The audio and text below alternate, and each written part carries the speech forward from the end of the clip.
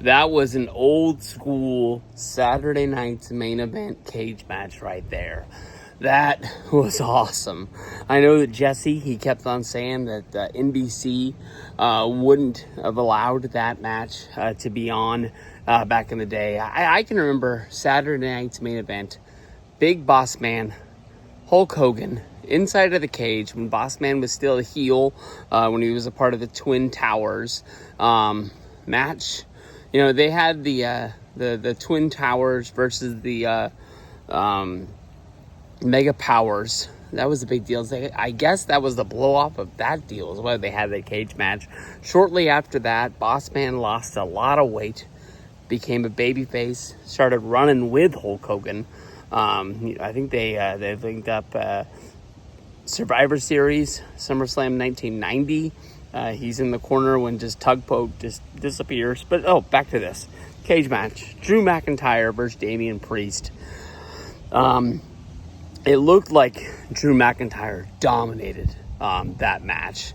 And then at one point, he tried the same move that he ended the match at WrestleMania 41 with, where basically he wanted to kick Damian Priest's head into the steel chair in the corner. But he was able to miss. Damian Priest got his comeback. He put the chair into the neck of Drew McIntyre, drove it into the mat, then came over, grabbed the other chair. Oh no, he hits a choke slam, then goes and gets the other chair from the corner.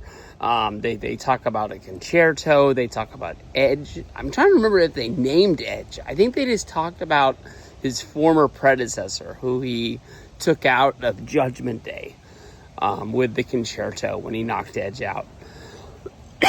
I guess they didn't say his name the more I think about it, if I had to place a bet. But hits the concerto and then just walks out the door. Stood on the top of the stairs for a long time before taking his last step.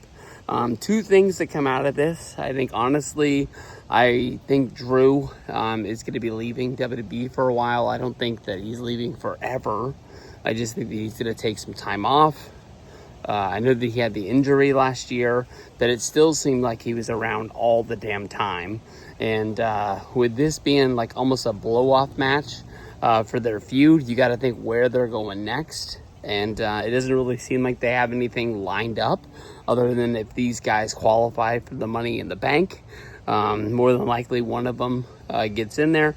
But I was kept thinking, like, as I was seeing Damian Priest at the concerto and then his like facial, like as he was walking out of the cage, I wonder if this is like turning a new page. Maybe we're going to start seeing another side of Damian Priest. Maybe they want to see what a heel Damian Priest is like. You remember the sort of comparisons to The Undertaker when he was first coming through NXT.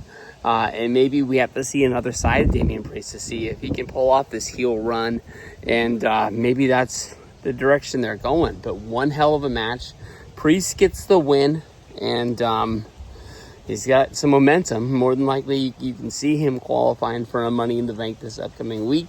We'll have to see what goes down on SmackDown.